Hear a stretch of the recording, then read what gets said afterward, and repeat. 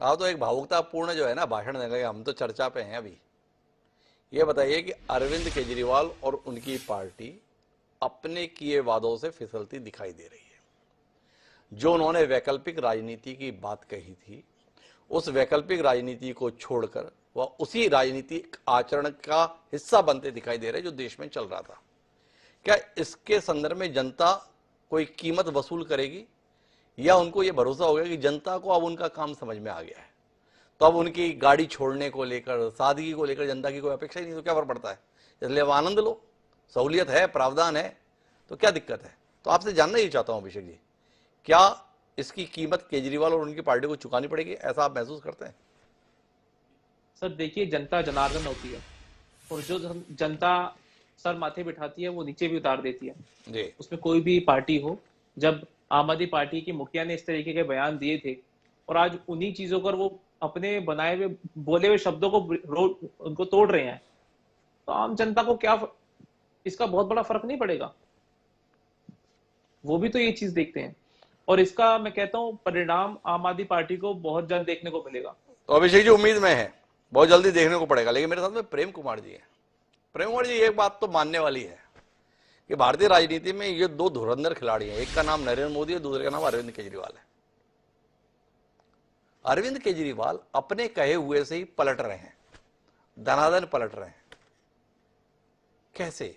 आगे की भविष्य की राजनीति के लिए मन नहीं रह गया, या उनको लग रहा है कि अब इन बातों का महत्व नहीं रह गया, अब इस राह पे चलो कोई दिक्कत नहीं है?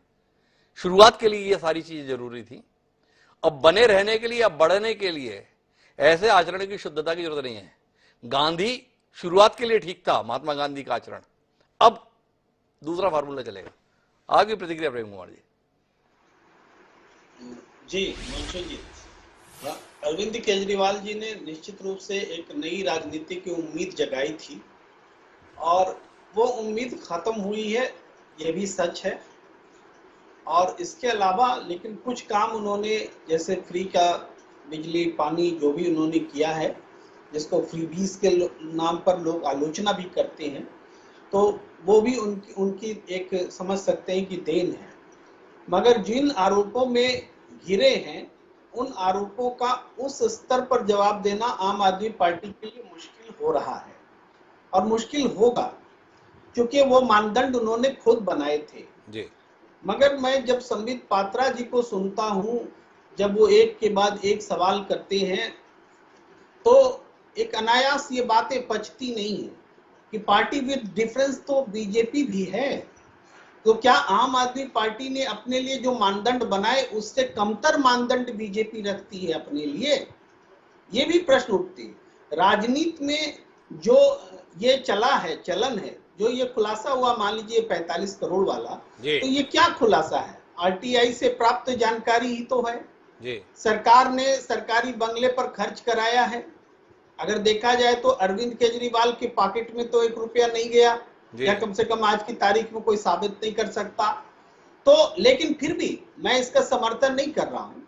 ये पूरे देश में जो राजनीतिक लोगों ने मुख्यमंत्री, मंत्री, सांसद, इन सब के लिए जो ल्यूटेंस एरिया जैसा इलाका पूरे देश में गढ़ रखा है, ये उसकी वानगी है, उसकी पोल खोलती है, बड़े बहस की डिमांड करती है कि सिर्फ सवाल केजरीवाल से क्यों हो। इस केजरीवाल से सवाल इसलिए होगा प्रेम कुमार जी, बहुत माफी के साथ बीच में हस्तक्षेप कर रहा हूं, क्योंकि केजरीवाल ने कहा था कि हम ऐसा नहीं करेंगे, ये हो रहा है ये ठीक नहीं है, जो बात आप कह रहे हैं लुटियंस के संदर्भ में।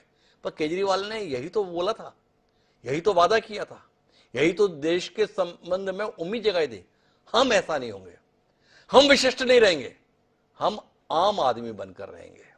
वो अब विशिष्ट बनते हुए दिख रहे हैं।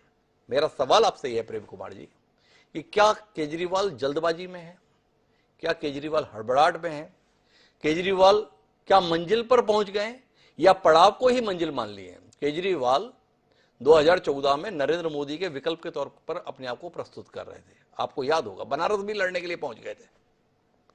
क्या अरविंद केजरीवाल ने अब देश के संदर्भ में उम्मीद छोड़ दी है, इसलिए इस सत्ता के संदर्भ में जो सुख है उनके प्रति आग्रही हो गए? ये मेरा आपसे सवाल है। क्या केजरीवाल का धैर्य, क्या केजरीवाल की धीरता और क्या आम आदमी पार्टी की भविष्य को लेकर उम्मीद अब उतनी नहीं रह गई, जिसके कारण से उन्होंने ये अपना रास्ता विचलित कर